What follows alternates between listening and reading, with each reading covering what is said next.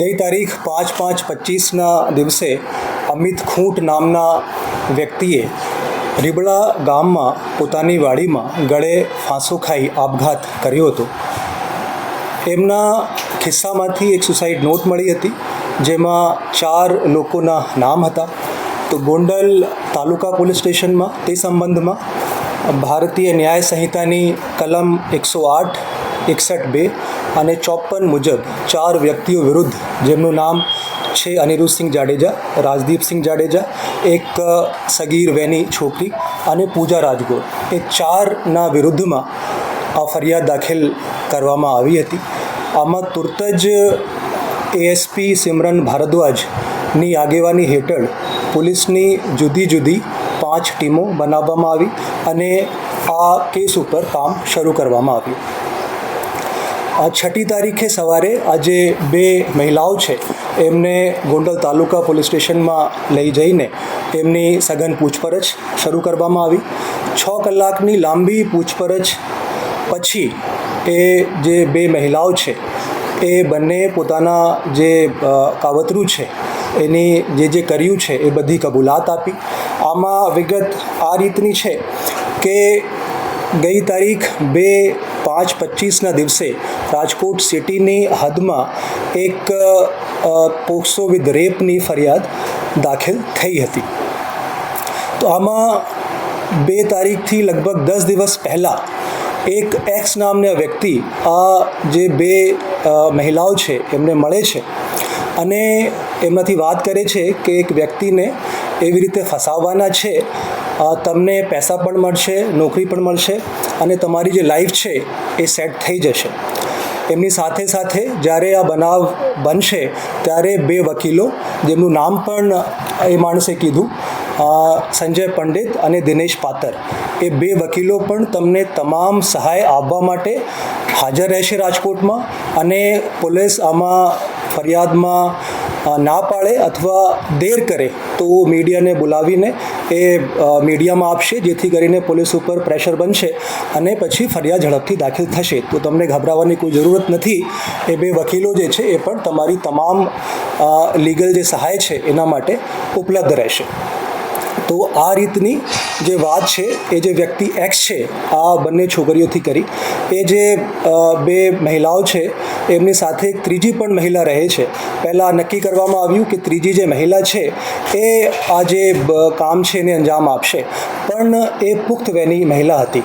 તો પછી એક સગીર વયની જે છોકરી છે એમને સિલેક્ટ કરવામાં આવ્યા અને પછી આ કાવતરું રચવામાં આવ્યું, જેથી કરીને આમાં પોક્સો વિથ રેપ લાગે તો આમાં જામીન જે છે એ આરામથી, આસાનીથી મળશે નહીં.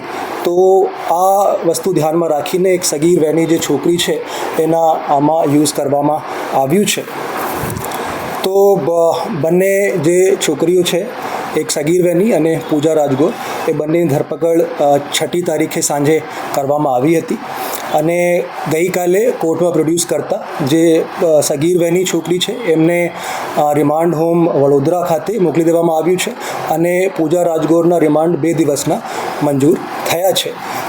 એના સિવાય ગઈકાલે અમે બંને જે વકીલો છે, દિનેશ પાતર અને સંજય પંડિત, આ બંનેની ધરપકડ કરી છે અને આ બંને વકીલોની જે પૂછપરછ છે અત્યારે ચાલુ છે. આજે સાંજે આ બંને વકીલોને કોર્ટમાં પ્રોડ્યુસ કરવામાં આવશે.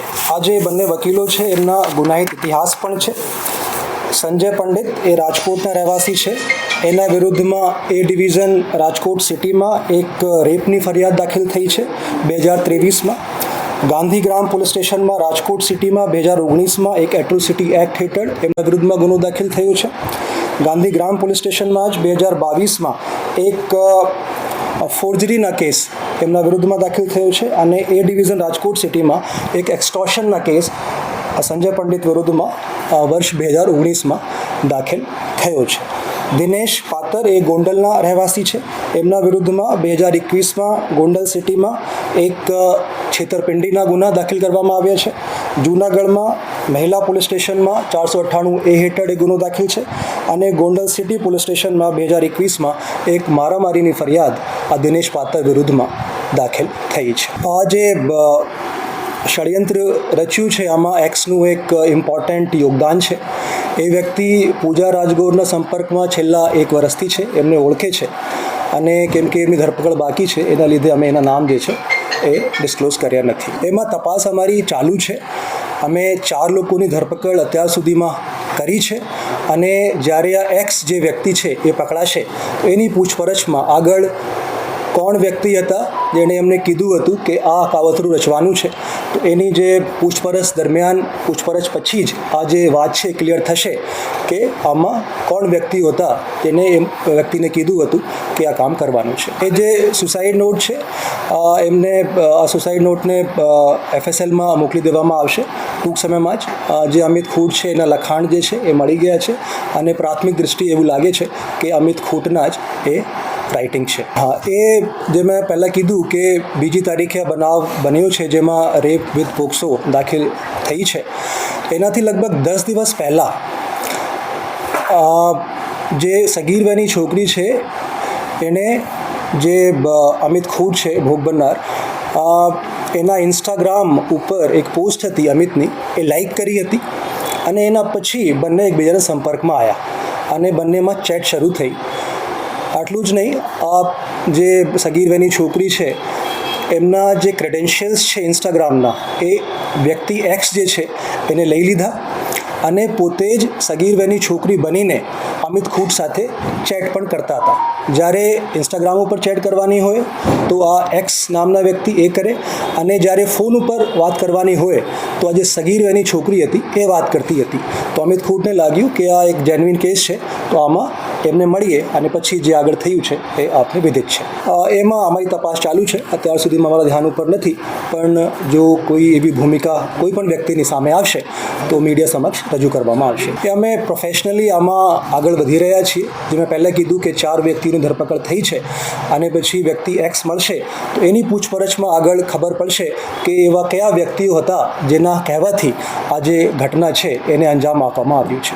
સાંજ સમાચાર ફેસબુક પેજને લાઇક કરો, વિડીયો શેર કરો અને વધુ વિગતવાર સમાચાર માટે sanssamachar.net વિઝિટ કરો.